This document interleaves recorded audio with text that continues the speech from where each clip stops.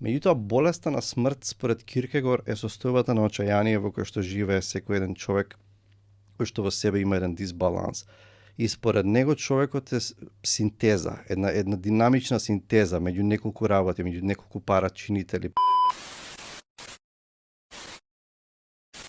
Алек, како си? Ако не знаев дека ги прашуваш сите гости и го почнуваш разговорот со ова прашање, ќе ти рече фала на прашање, добар сум, како си ти. Меѓутоа сега ме ставаш под притисок дека треба да дадам некаков длабок одговор, меѓутоа се шала на страна. Добар сум, фала ти на поканата. Да. Да, баш сега зборавме, веќе еднаш ја и ти сме снимале. Додуша тоа беше пред некои 4 години и беше на Zoom, овака прв пат во живо за и мислам дека пак ќе зборуваме за нешто слично кој што тоа зборувавме.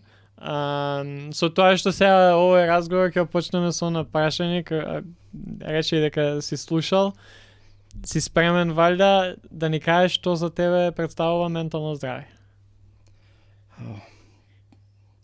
Ментално здравје може да е преабстрактно и преголем залог за да се одговори.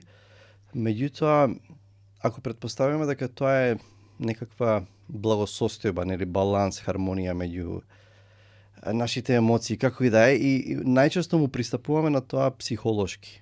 Значи од страна на психологијата. Меѓутоа, за мене менталното здравје, коренот на менталното здравје е духовно прашање. Меѓутоа, не духовно прашање во смисла, кога велам духовно, не мислам духовно во однос на интелектуалното. Вчера бев на опера и беше едно прекрасно духовно искуство. Не мислам на такво духовно искуство. Туку мислам дека е, и тука баш едно од моите последни видеа беше за еден дански филозоф Сорен Киркегор, и тој се занимава, има два важни концепта кај него. Едниот е концептот на дред или ангст, анксиозност. Денес би го употребила зборот анксиозност, неспокој, јанза некоја, значи тоа е екзистенцијална анксиозност. Значи не зборуваме дека нешто се вознемирив од нешто. Значи тоа е еден важен концепт кај него, а другиот концепт е повеќе, ако анксиозноста е повеќе на психолошката страна, на духовната страна има еден концепт на очајание, на очај. И тој го нарекува очајанието болест на смрт. И вади од една приказна кога Исус, негов еден пријател, драг Лазар, ќе дознава дека е болен, и тој ќе им рече на учениците: оваа болест не е на смрт, со други зборови, ќе го излечам овој човек. Ако не го излечам, тој се умира и го враќа, го воскреснува, го враќа од мртвите. Меѓутоа, болеста на смрт според Киркегор е состојбата на очајание во кој што живее секој еден човек кој што во себе има еден дисбаланс. И според него човекот е синтеза, една динамична синтеза меѓу неколку работи, меѓу неколку парачинители, пример меѓу слободата и нужноста. Значи човекот знае дека има слобода, и слободата често предпоставува одговорност, и слободата го плаши човекот. Од друга страна има нужност, значи некои работи не може да се ослободи од нив. Да речеме, има во човекот има тензија меѓу вечноста и меѓу временоста. Има тензија меѓу бесконечноста, значи бесконечноста која што може да се манифестира дури во фантазијата или имагинацијата, и конечноста, ограниченоста во простор, во време и така натаму. И тој вели кога човекот е динамичен процес во таа смисла, и кога има дисбаланс меѓу овие чинители во таа синтеза, кога едното преовладува, да речеме, ако човекот живее во бесконечното, и тој човек е фантазер и нема врска со реалноста. И тој вели кога има дисбаланс меѓу овие нешта, човекот доаѓа во состојба на очајание. Таа е екзистенцијална состојба, значи тоа не се лечи со добар совет или со подобра исхрана или диета, таа е екзистенцијална, значи е суштинска на човекот. И тој вели дека само кога човекот ќе свати дека е такво битие, дека е дух и дека тој однос му е даден од некој друг. И за него тоа е апсолутот, некои ќе го наречат апсолут, меѓутоа за Киркегор, затоа што е истовремено и филозоф и теолог, за него тоа апсолутно на крајот е Бог. Значи, ако човекот се сврти кон Бог како извор на неговото себство, како извор на таа синтеза, тогаш тој може да дојде до состојба на хармонија. Така што за мене менталното здравје е пред се состојба на внатрешен мир, иако тоа може да звучи како клише. Меѓутоа зборуваме за една внатрешна хармонија, каде што ти си екзистенцијално помирен со тоа кој си, од каде доаѓаш и каде одиш. Се друго е второстепено. Јас мислам дека во таа смисла дека без никаква намера да ја потценам психологијата, меѓутоа некогаш имам чувство дека психологијата се занимава некогаш само со ефектите или со површината, дека мислам дека секој човек живее со една многу подлабоко чувство на дисхармонија, на дисбаланс и е во потрага, а ако центарот се среди, ако таа смисла се најде таму, тогаш мислам дека се друго ќе си дојде на место. Да. Од каде доаѓа ова? Мислам, тоа е едно од омилените мои прашања што сакам секој еден да прашам кој што е спроти мене на подкастов е, окей, да, ова ти вака размислуваш за ментално здравје, но од каде е тоа размислување? Дали имаш, например, пошто секако растеме во средина кај што растеме, знаеме како се размислувало, како се уште се размислува, што тебе ти помогнало да дојдеш до тој степен за сега да гледаш менталното здравје како некој внатрешен мер и да размислуваш на начинот на кој што денеска ти размислуваш. Ако човек, некои луѓе почнуваат да размислуваат најчесто првата причина зашто размислуваме за смислата на животот или зашто сум тука почнува со смртта е таа гранична ситуација, каде што никој не може да ја надмине и обично кога сме соочени со сопствената смртност, дека еден ден, дури тока и децата се јавува, дека еден ден ќе нема да живеам, нема да постојам вечно. И тука е таа прва криза, нели, да може да фати вистински ужас во таа смисла. И почнуваме да трагаме, да бараме, да речеме, ако човек е отворен и мислам дека живееме во време кога во криза на смислата, кога ретко кои се и тоа може да звучи како клише и да кажеме се што има да се замарам сега за некаква смисла на животот, меѓутоа треба да се замараме, затоа што ако сме веќе тука во ова постоење на оваа земја, тогаш треба да си ги поставиме тие прашања, дали ова е случајност, дали ме создал некој, дали постои Бог, дали не постои Бог, дали добро, прашањето на доброто и злото и така натаму и така натаму. И јас лично моето убедување е дека не можам да го сведам постоењето да го редуцирам на материализам, чисто на некакви натуралистички процеси и така натаму, биолошки.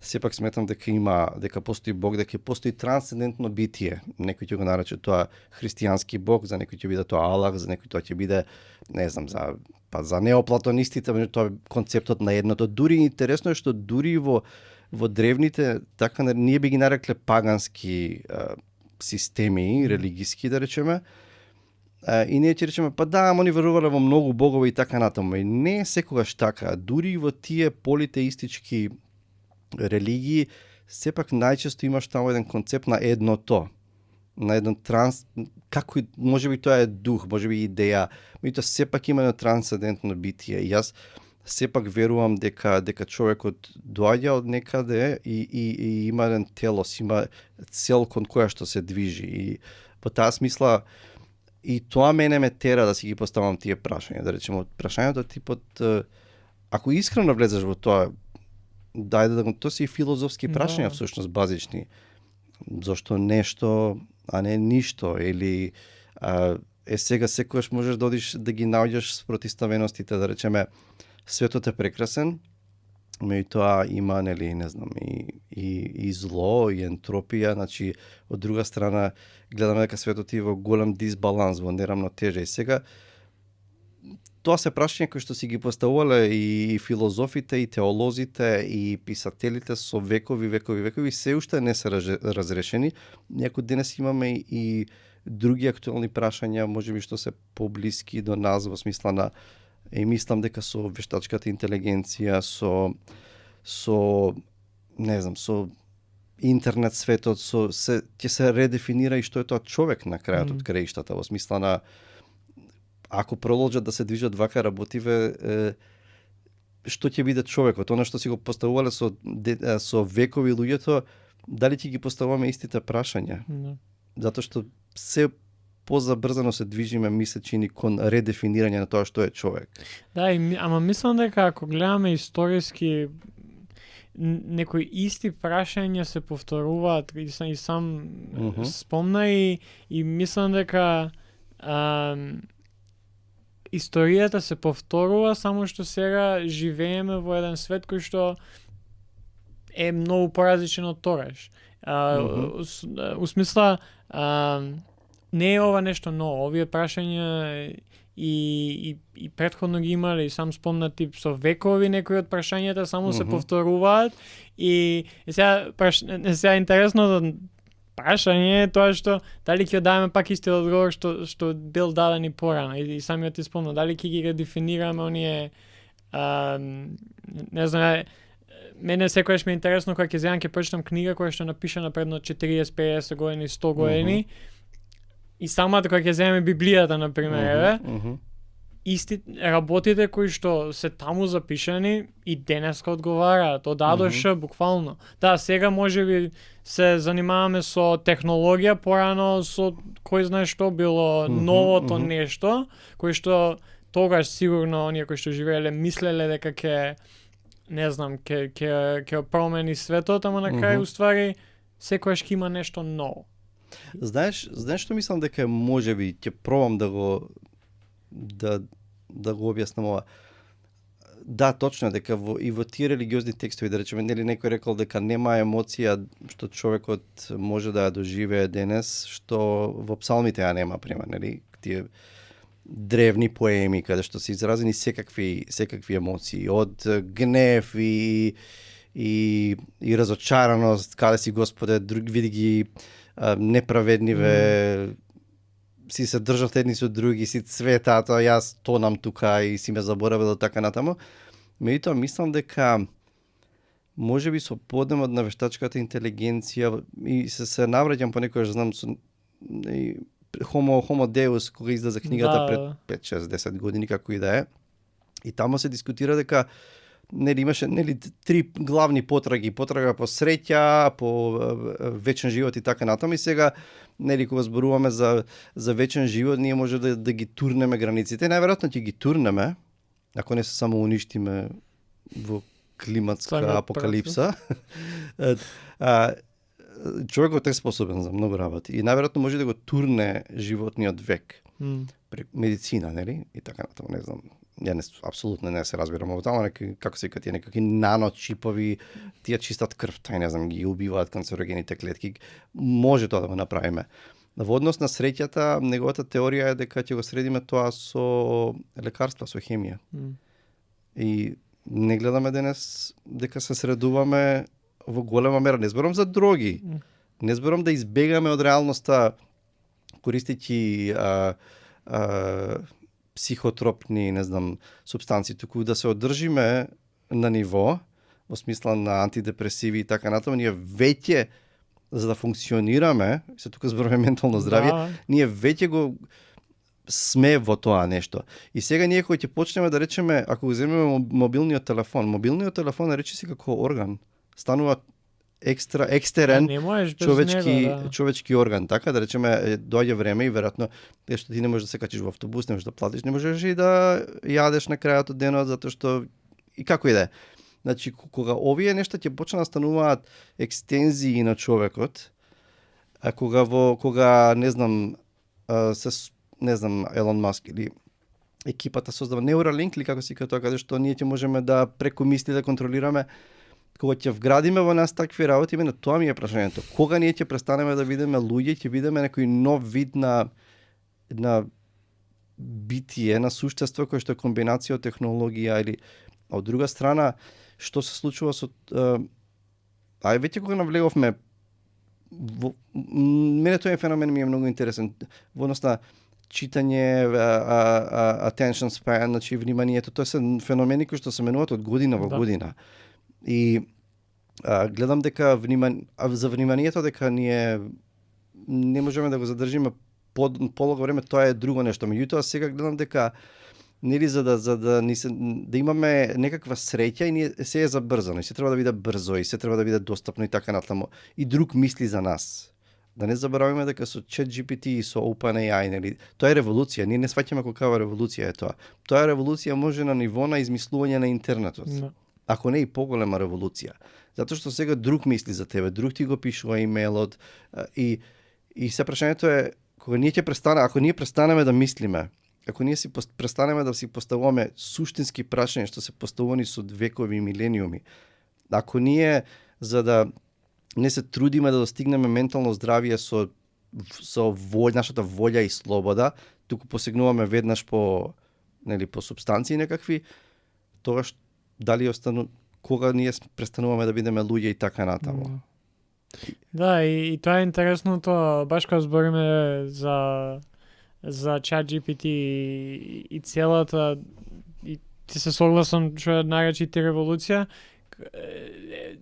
има опозиција дека вика, за ChatGPT да одговори, например, на твоето прашање, треба некој тоа претходно да го има напишано. Да. Ама мислам дека веќе што треба да се допише, што е се е напишано до сега, така? И ChatGPT има пристап до цел интернет, а на интернет можеш буквално да најдеш се. Нема некоја можеби ќе се најде некој ептен ниш мали истражување или ќе биде тоа размислување. Што нема точно да ги погоди, да. Да, ама теориите се тие.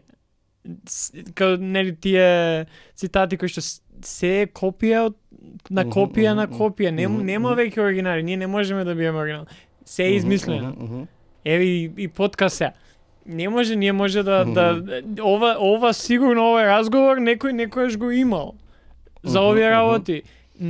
И од таа страна ти доаѓа, ние многу е лесно, ќе му даеш добар промпт, добро нешто, ова ми треба и ќе ти го даде.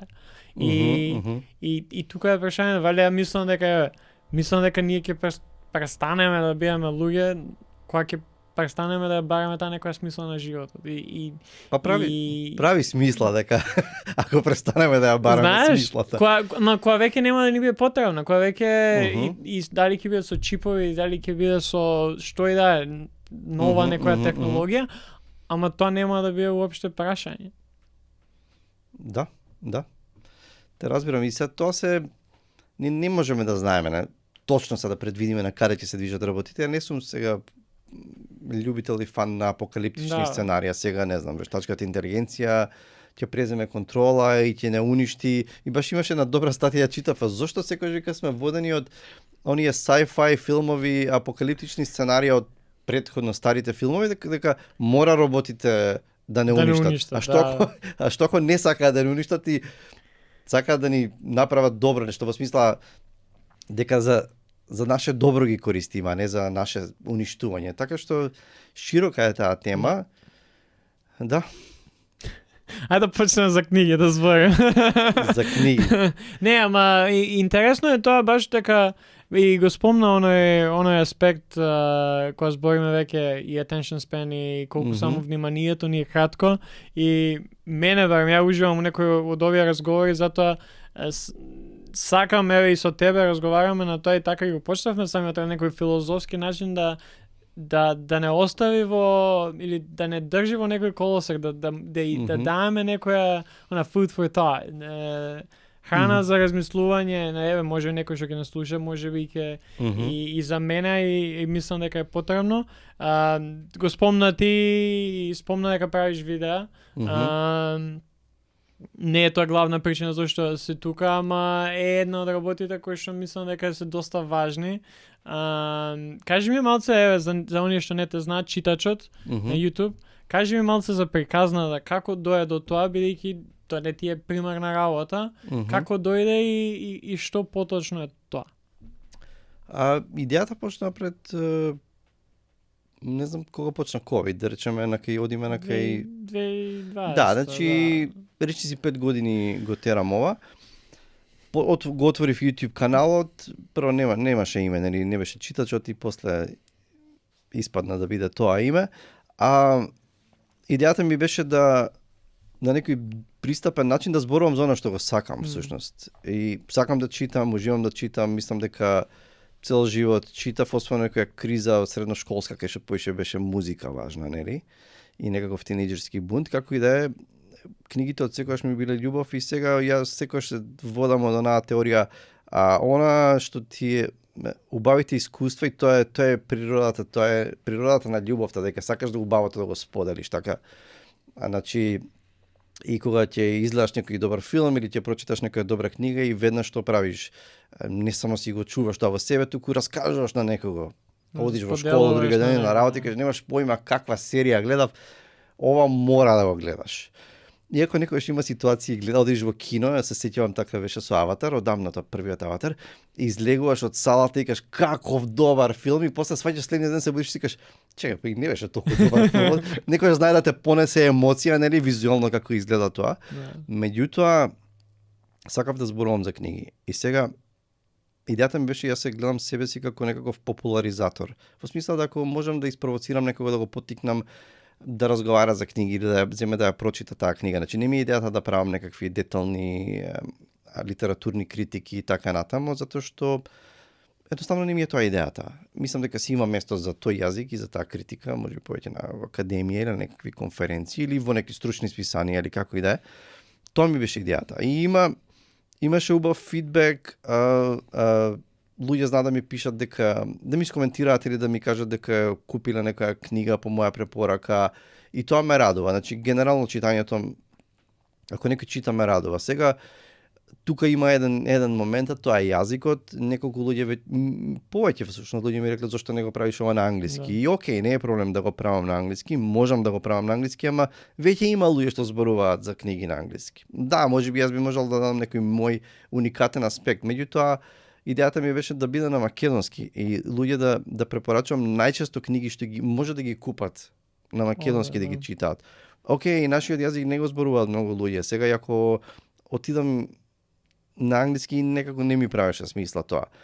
И читаат, меѓутоа моето чувство е дека сега колку се чита, знаеш, многу често живееме ние во меори, дигитални меори. Сега ако може да си мислиш ти дека сите за кошарка само зборат и за NBA, така, ако си во тој меор на пријатели, или јас можам си кажам дека секој втор ден, како секој втор ден? Секој ден по 5 промоции на книги има и се зборува за книги, за романи, ама затоа што сум обкружен во дигиталниот свет на интернет, сум обкружен со таквите луѓе. И ние може си помислиме дека многу се чита. Не сум сигурен искрено дека се чита кај нас толку многу. Дека имаме силна читачка култура. Ова е моje субјективно некој мислење, впечаток. Не сум сигурен колку читаме, не сум предизвик мене ми е се тоа некако не знам, клише, ама да ако можам да ги потикнам сите, меѓутоа и младите да читаат. Не знам колку сум релевантен во таа смисла, затоа што тоа бара да правиш некои компромиси. Тоа можеби тоа значи дека треба да одам на TikTok и да разборувам за книги во 1 минута. Да. Ама не можам. Значи моите убедувања не ми дава. Можеби некој ќе го направи тоа, меѓутоа некои работи не може да се кажат во 1 минута. Не може да се кажат. И сега испаѓа дека ние сме робуваме на системот кој што ни диктира. Значи, нас технологијата, ние ја храниме, меѓутоа нас технологијата ни диктира, ни го буквално ми се чини дека и генетски ни го менува мозокот, значи сериозно го мислам ова, дека ние се помалку имаме внимание и после се јас треба да служам да му робувам на тој систем кој што ме тера дека толку луѓето, меѓутоа окей, можеби некој ќе го прави тоа. Јас не можам да го правам тоа. Ако некој видео, некој рекол за на YouTube, видеото треба да трае колку што ти мислиш дека треба. Ако треба 3 сати да трае, можеби некој ќе го гледа тоа. Ама не сум расположен да бркам лајкови, сабскрајбери или што и да е. Да. И баш ова сега што спомна пред некоја епизода и веќе неколку епизоди имаме посветено на книгата која што само што излезе претходна година 2024, Анксиозна генерација, Джонатан Хајд. Не знам дали познат ми е авторот и книгата не сум ја читал. Да, на вистина многу добра, уште ја нема на македонски јазик, ама една книга која што токму зборува за колку само технологијата има променато цела една генерација. И тој вели дека од самото тоа што поготоа ова книга е повеќе посветена за родителите кои што имаат нели деца, ама вели дека поради тоа што децата или младите се презаштитени во оној реален живот надвор, а воопшто се нема контрола никаква, како од младите, така од институциите врз она што се случува онлайн. Ние сега имаме генерација која што е анксиозна, која што нема голем attention span. Не може, не функционира на начин на кој што функционирала порано. Јас налетав, спремајќи се, налетав дека статистика се не знам колку е релевантна, ама вели дека 75% од возрастни луѓе во Америка рекле дека прочитале една книга во последните 12 месеци. Со тоа што ова бројка се намалува и се намалува се поеќе. Се не знаеме у Македонија, пошто не верувам дека има такво истражување. Не верувам јас дека има детални информации. Ама само тоа што се поеќе и поеќе се намалува, што мислиш дека според тебе е чинител и само да кажа дека ти мислиш субјективно дека луѓето не читаат толку книги? Кој е некој виновник според тебе зошто тоа се случува? Прво, знаеш што би рекол, не би го романтизирал читањето или не би гледал носталгично кон читањето книги. Затоа што ако размислиме читањето како приватна активност, приватна и лична активност, каде што ти држиш книга во рака и читаш насамо, нели? Или читаш на плажа, или тоа не е постаро од 200-300 години. 300 ќе претерам. Значи, кога почнува индустријска револуција, нели, и веќе се масовно се печати, значи прво и весници, и кога револуција се прави, и кога во Америка, да речеме, не знам, мислам дека и во западните земји, кога дневниот печат, весниците стануваат ефтини. И автоматски се почнуваат луѓето да читат, нели, масовно печатење и така натаму, и тоа станува и со книгите и со романите. И во индустриализација, значи се повеќе луѓе имаат време, значи што тоа биле жените се вели, кои што немале опција многу за други да се занимаваат со машки во наводници професии и така натаму. Во слободно време почнува да се читаат книги како лична и нели читање во себе, нели silent reading, читање во себе. Претходно низ целата историја читањето се читало, ако имало текст јас го читам затоа што прво немаме печатница да направиме многу копии. Ако сакаш да слушнеш нешто од Библијата, ќе одиш во црква да слушнеш или од Куранот или не знам како, или од, не знам, во синагога ќе одиш и тамо ќе извади некој книга, толкава огромна, и ќе прочита нешто и ти тамо се информираш. И после ти можеш да си размислуваш една недела за тоа, меѓутоа ти немаш дома книга, прво не можеш да ја купиш.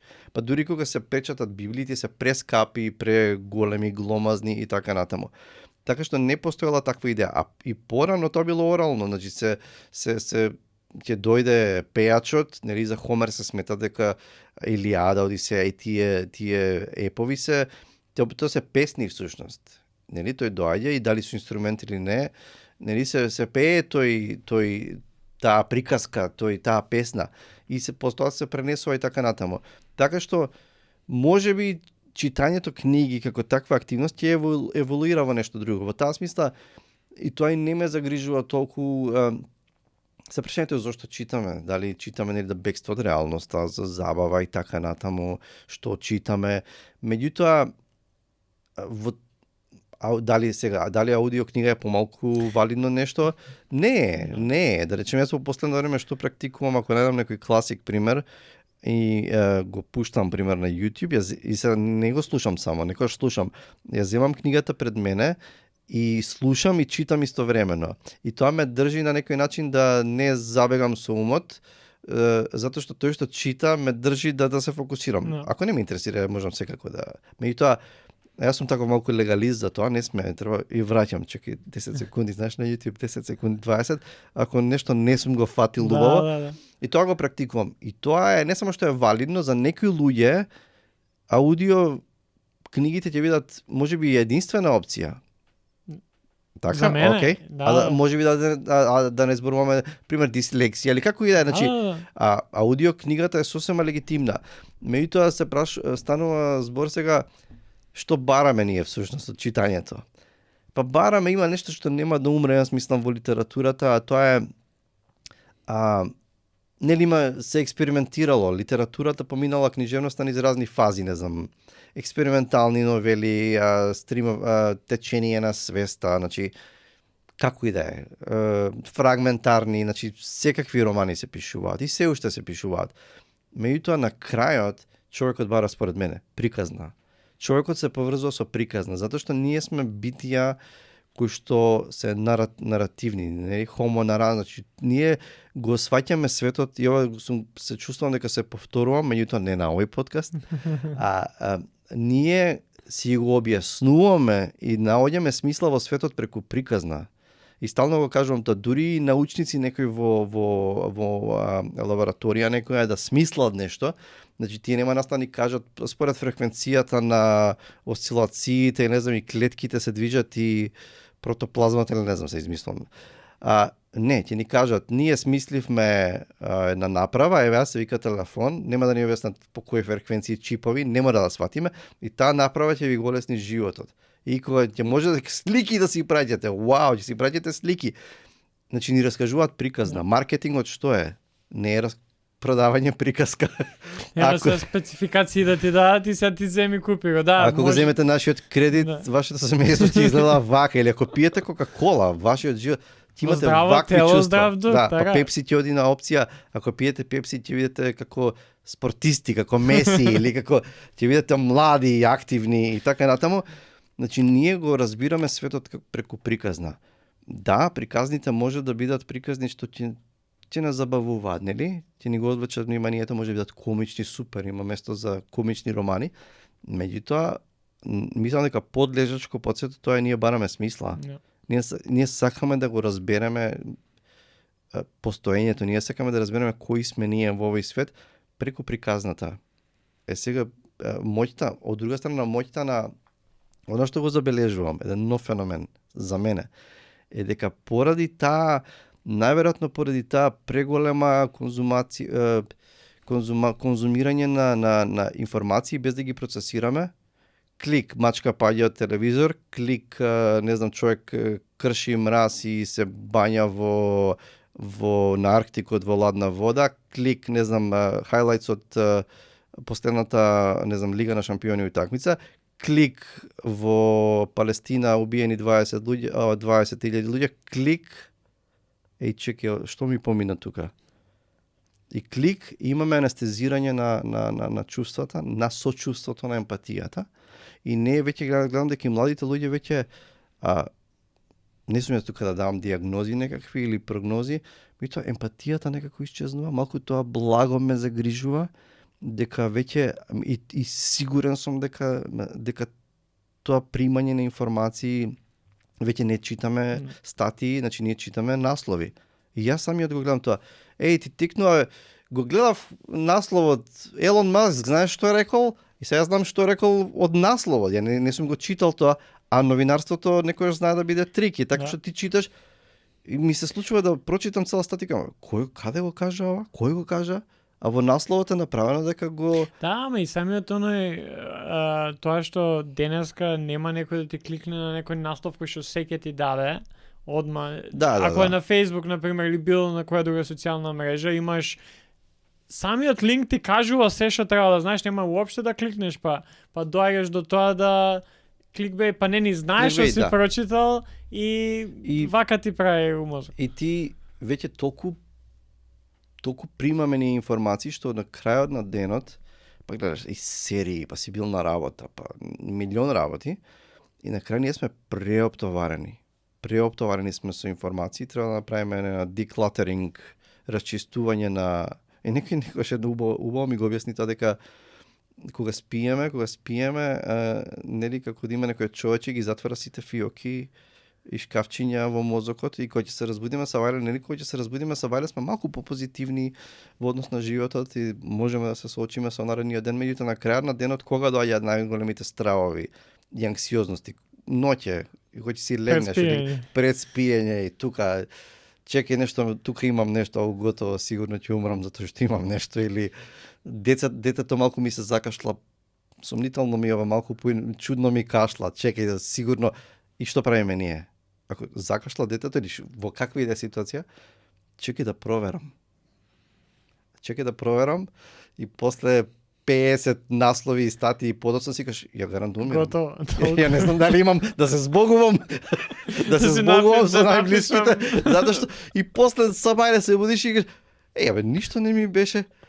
Да. Тоа е сериозна работа. Да, и мислам дека на едно место видов дека пак барајќи работи за епизода ја објаснува читањето книга како некоја јадење на супер храна за нашиот мозок. И мислам дека поради тоа што се поретко и поретко, ја сам за себе зборувам, јас кога заврши средно, бидејќи до тоаш мораше да читаш книги, па до пред добри 3 години, тоа мисля некои 5, 6, 7 години, ја една книга немав прочитана.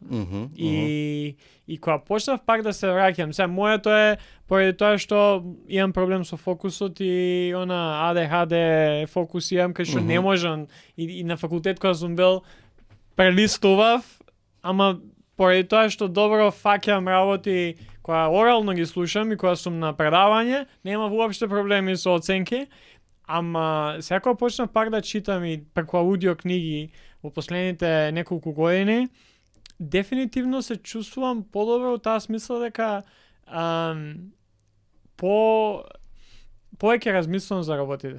Ја обожавам, например, книги кои што опфаќаат нечи живот, или дали ќе биде тоа автобиографија или биографија, дали ќе биде тоа случка одредена која ќе биде прераскажана во 200, 300, 400 страни, ама мислам дека ми дава не знам, некои прашања кои што не сум или сум заборал да си ги поставувам и најчесто гледам нели да читам неколку книги во исто време за различни луѓе, на пример, кај што секојаш застануваш, па ова е интересно, дај да размислам, дали го запишам некаде да видам што ја можам од ова да извлечам.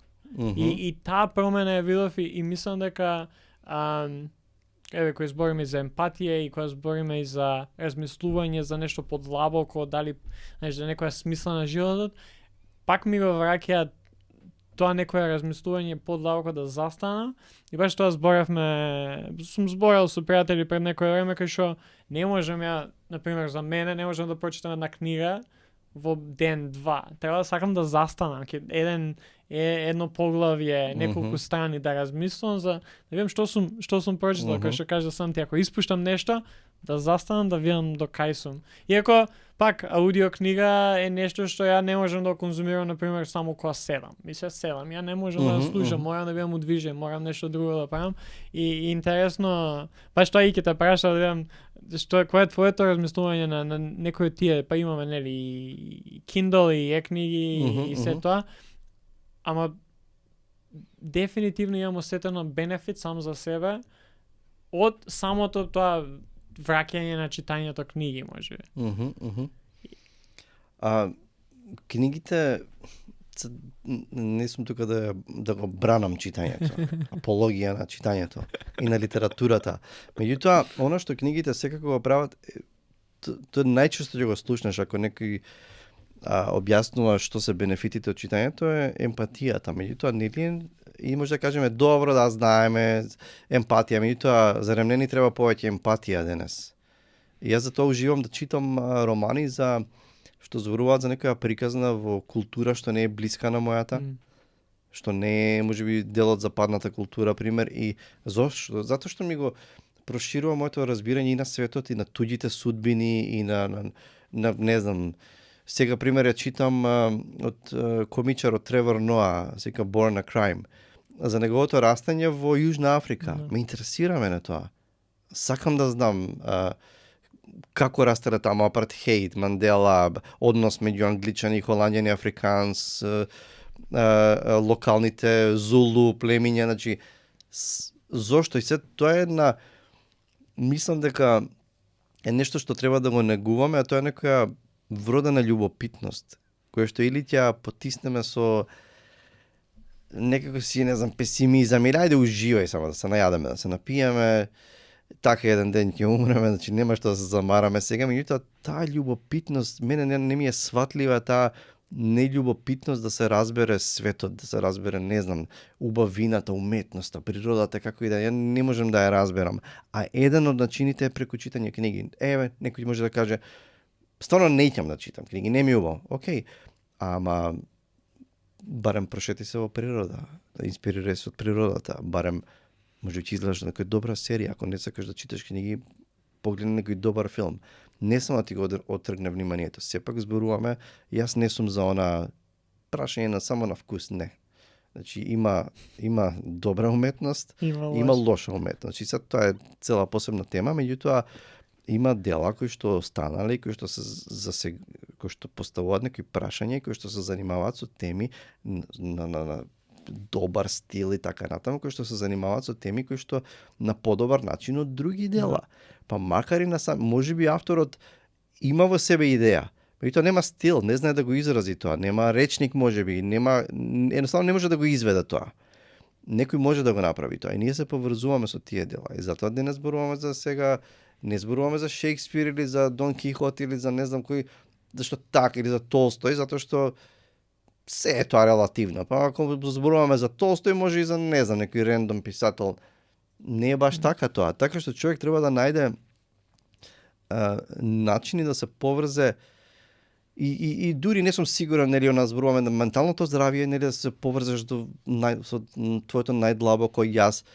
Не баш, некојаш ќе дојдеш до менталното здравје ако се свртиш коња околу тебе. Сега не зборуваме за сериозни психички состојби кои што навистина ти е потребни, психолог и медицинска помош, лекарства, што и да е.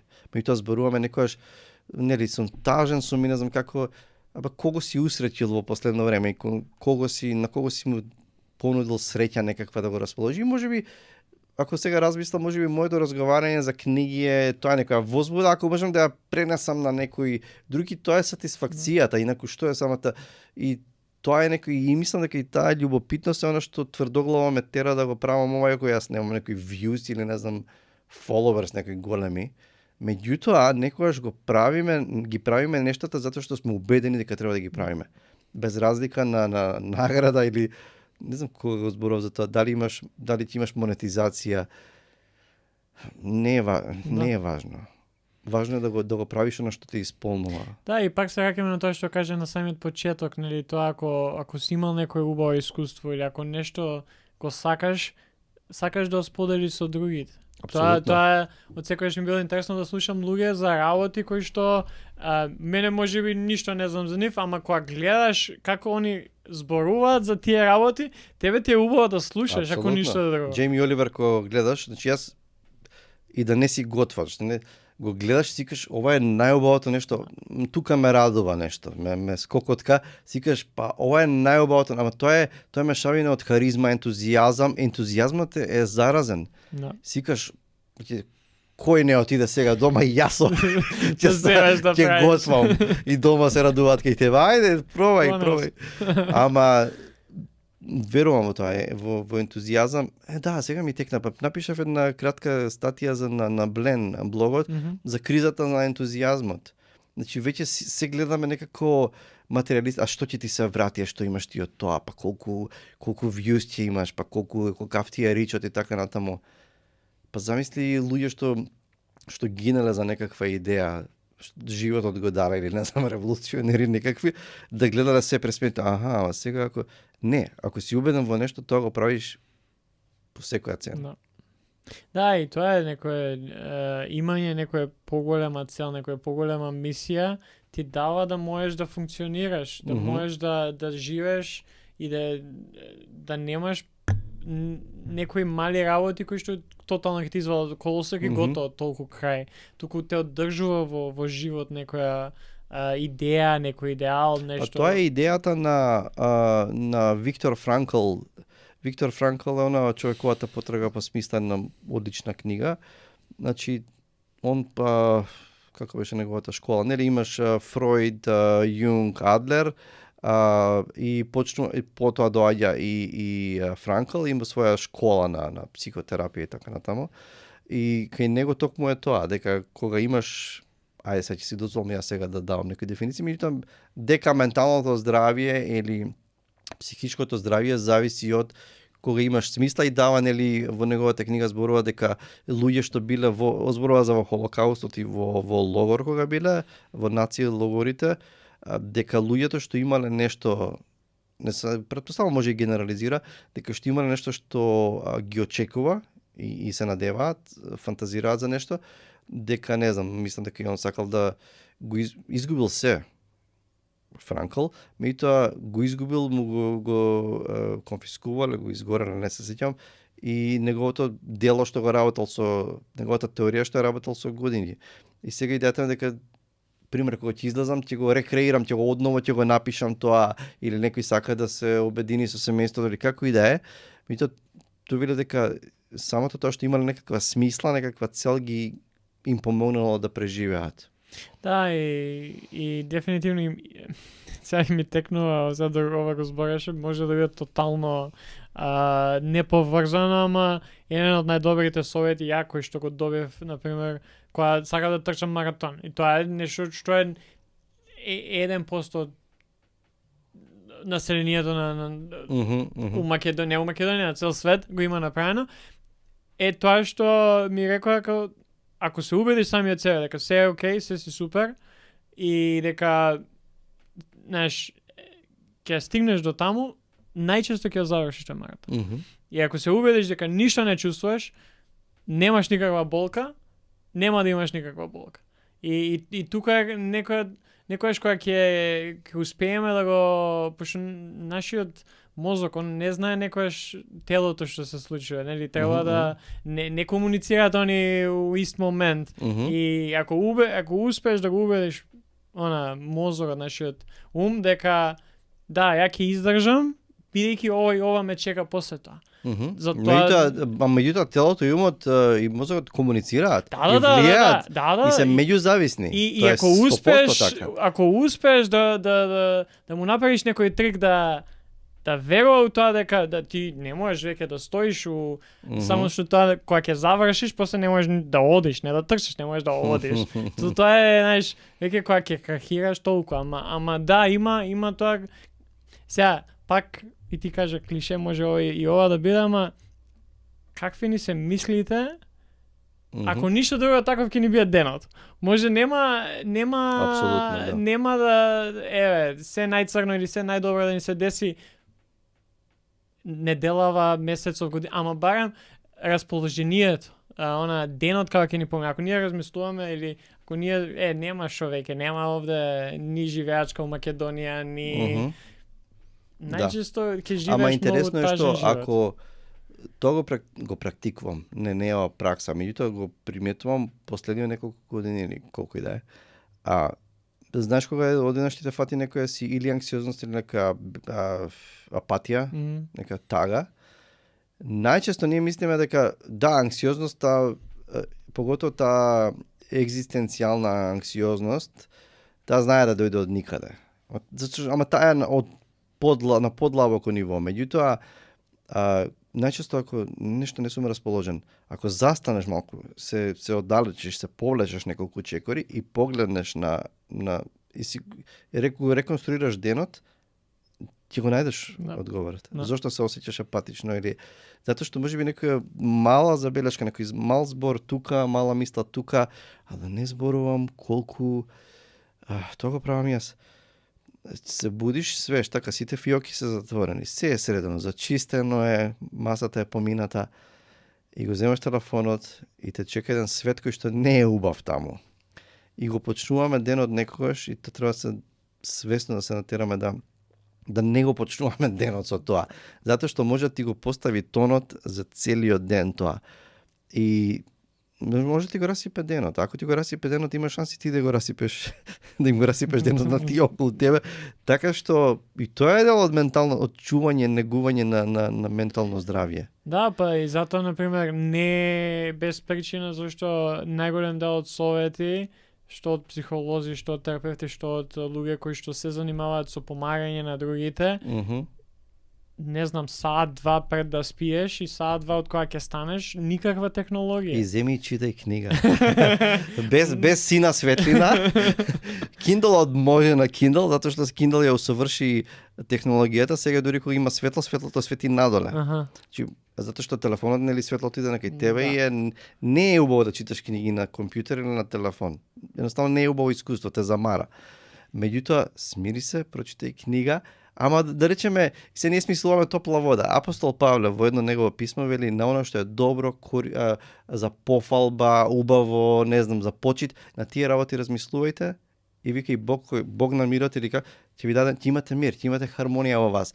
Значи, не мислиме денес дека ќе се биди позитивен, не знам што, секакви некакви совети, се враќаме на цел круг на почетокот. А може би ништо не сме смислиле на ново. Дури во тоа време луѓето знаеле дека ако се исполнуваш себе си со позитивни, молим те, морам да искористам едно клише денешно и да се обкружиш себе си со позитивни луѓе. Тоа е. Ама се смееме, не е така? Така. Кој сака со токсични луѓе да биде обкружен цело време? Јас имав сега, ова ми се деси синоќа со мојата раница која што е од Америка, баш зборавме и вика нема шанси никогаш да живееме во Америка поради тоа што гледаш што се случува сега со именувањето на Трамп и победата него. И ја викам, ја искрено од некој кој што завршил политика, политички науки, од некој кој што ги знаеше најмалите резултати на изборите у најмалото место у рурална Ајова, ја успеав да минимално да видам што се случило со инаугурација и со све. Бидејќи едноставно направив тоа, да останеш на страна надвор од тие подолби и хистерија, што и да е. Пошто не ми треба. И сега сум видел оке Илон Маск направил нешто. Сум ја видел сликата, ама дали знам контекст, дали ме интересира? Не. Ако дојде време да Илон Маск е тој што ќе ги води оние фашистички, не знам, тенденции. Тоа и ќе биде као тоа е толку, не ми е, ама нема сега и тоа се случува бидејќи сум направил пресек, онлайн или на социјални мрежи ќе следам работи кои што ме интересираат мене. И да, можеби некојаш ме интересирало тоа, ама сум приметил дека не ми влијае убаво на ментално здравје. И јас сум сосем со тоа да не знам што се случува. Да, дали ако сакам да дознам, знам каде да одам и да дознам, ама и баш бев изненаден колку само малце имам пријатели кои што ги следам на социјалните мрежи кои го споделуваат тоа. И од тука сум направил некој рез кај што какви ми се пријателите на Инстаграм и на Фејсбук, такви вести ќе слушам и така ќе ви па на крај и така ќе го перцепираш и светот, затоа што некојаш големината на светските проблеми на се околу нас е толку големо и сериозно што може да биде да не совлада, да не преплави. Пробав зборот overwhelming, да му дадам добар македонски превод, да не преплави и да се чувствуваме безпомошни. Меѓутоа, во тој случај ние сме поразени, кој сум јас тука во Македонија и што можам да направам јас? Па добро, не можам многу, ама веќе зборам за книги. Па макар и некој да се замисли за себе или да го се инспирира од некој роман, толку сум направил. Не се слагам со тоа дека не треба ништо да правиме. Нешто некој фатализам, као сето тоа некој тамо горе го одлучило, тоа на македонско, тоа ми е и она се знае, тоа го мразам, тоа кај нас идол е Итар Пео, што зборуваме, се снајде, тоа нели, кога ти каже некој се снајде, тоа ми е и како нели сите се глупи некаде, тоа е глупиот германец, глупиот американец кој што со труд, нели, со честност дошло до нешто, ама ние знаеме, до тајни имаме ние скриени тајни што само ние ги разбираме и така натаму и креваме раце. Не, јас не планирам да кренам раце, затоа што човек е важно, повторно се враќаме цел круг, се уште поголем круг, дека ако знаеш кој си длабоко во себе, ако си го знаеш длабоко дека си прифатен, јас верувам дека сум прифатен од едно трансцендентно битие, кој што не мора да се докажувам, не мора да правам ништо. Од таму доаѓа сигурноста. Дали значи тоа дека нема да имаме ние секојдневна анксиозности, борби, сумнежи, падови и така натаму? Не, тоа не. Меѓутоа се враќаме на Киркегор, ние сме процес. Меѓутоа во тој процес ние одлучуваме да се држиме до тој центар кој што не дефинира. И во таа смисла ние може да имаме и вистинска слика за себе си, вистинско достоинство кој што човек не може да ни го даде. И не може да ти го даде председател, не може да ти го даде моќник некако во светот. Тоа доаѓа според мене надвор од нас, го примаме и тоа не дефинира од внатре на надвор. И во таа смисла, во целата таа голема слика, ако можам јас да дадам нешто, ако можам да дадам едно парче осложувалката да го ставам во таа голема слика, ќе го направам тоа. Можеби не можам многу да направам, тоа ми е као некоја си мота. Меѓутоа, оно што можам да го направам, ќе го направам. Ќе се потрудам да го направам. Да, и тука е да сватиме дека на крајот на денот ние гледаме само еден мал дел, ако ја земам твојата некоја илустрација, ние сме еден мал дел во една голема, огромна сложувалка. И ние реално Апсолутно. може да видиме само деловите што се околу нас, својот дел, ама не знаеме како нашите делови, не знам сега да тие делови кои што можеме да ги видиме како се совпаѓаат со целата сложувалка. И кога ќе сватиме тоа и кога ќе сватиш дека уствари ние не сме у контрола и дека И окей е тоа. Тоа сакам дека мене тоа ме ослободи на некој начин, кај што се чека ја уствари не сум у контрола на едно 99% од работите што се случуваат. Апсолутно. И тоа ти дава едно ослободување. Да. Дека окей. Некој има, сега кој да е, ти веруваш у едно, ја у истото се погодуваме да веруваме, некој верува у друго, некој сосема трето, ама мислам дека мене барем, ако нешто и мене ми помогнало у менталното здраве или како го живеам животот, е токму тоа, да окей, не сум у контрола. И тоа е супер. Тоа јас секогаш го викам, луѓето нели секогаш сакаат да знаат се што се случува, политичарите се да кажат, за сите конфликти се да се знае. Ние да знаеме се што се случува. Не у светот, у Македонија, сите мали работи, мали нема да постоиме многу, пошто најчесто тие луѓе кои што се на некои тие позиции со причина не кажуваат се.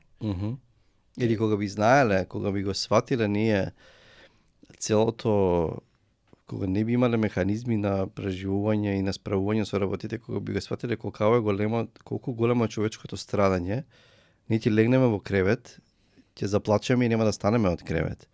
Кога ние би имале вистинска слика или кога би можеле да го почувствуваме чистото страдање, цела човечка болка, она што е околу нас. Значи, ние нема да можеме и тоа ми е еден доказ дека, нели сега тука се тие прашања, ама доброто и злото преовладува злото во светот и така натаму. Да, преовладува злото. Меѓутоа со самото тоа што ќе станам од таа состојба и имам некаков концепт за надеж и ќе направам нешто, макар да го олеснам за малку страдањето на другиот, веќе тоа е доказ дека злото нема последен збор. Да, и секој наше действување на некој начин тоа е политичко действување. Еви овој ја и ти сега што седиме вака и збориме за филозофија и ментално здравје и самото постоење. Со на некој начин можеме да помогнеме на некој повеќе отколку Трамп или Џо Бајден може да му помогне на тој човек. Например, може би обратното. Ама имам окей, да, јас можам во овие неколку работи да им да бидам корисен на општеството, да си бидам корисен сам на себе и на тие околу мене, ја ќе се посветам на тоа. Едноставно не можам ја на се да се посветам и се да знам и... Не можеш ти и за бейсбол и за кошарка и сега да зборуваш за ракомет. Аба, ако кажеш ти нешто за бейсбол и за американски фудбал, јас ќе те слушам. Да. Не, иако, да. Извините, сврта. Не, ме натара. Спортот и читањето, ајде. Нека биографија за спортист. Не, ама тоа е ја секогаш верувам дека без разлика ако си добар тренер, без разлика кој спорт е, бидејќи пак спортот е нешто повеќе од самиот спорт, нели? Те сваќам, да. Ама нема да навлезам сега таму. И гледам на време, ќе превршиме овде. Окей. Ние можеме уште повеќе да збориме секако. Ја само последно прашање пред ти да го поставиш прашањето на другите. Дали има некоја книга која што еве тебе ти го променила животот, можеби е преголемо преголемо прашање, ама дали има некоја книга која што ти помогнала да ти одговори некоја прашање, да ти помогне да живееш некој подобар и поизбалансиран живот на некој начин? нема да должам толку, нема се расприкажувам. Ако дефинираме книга е малку поширок поим од роман, а ако зборуваме за книга, тогаш ќе кажам дека Библијата како религиски текст ми помогнала за севкупната, значи за севкупната реалност, во смисла на Бог, човек, страдање и така натаму. А ако зборуваме за книга, иако ова не ми е омилен роман, сепак мислам дека браќата Карамазови од Достоевски има еден така доста има широк опсег на човечкото искуство, го покрива од религиозното до атеистичкото, доброто, злото, светост, грешно. Значи, така е многу широк роман и по број на страници е широк и се спремам да го препрочитам. Ќе го издвојам браќата Карамазови, ајде, нека биде тоа. Да. И за крај, еве, за тие што не слушаат, кое е твоето прашање кој што денеска сакаш да им го поставиш? Како читачот би требало да им го поставам прашањето која е последната книга што ја прочитавте, меѓутоа нема, затоа што има едно друго прашање што се наметна низ целиот разговор, што провејуваше низ разговорот, а тоа е дали се запрашувате за смислата на животот?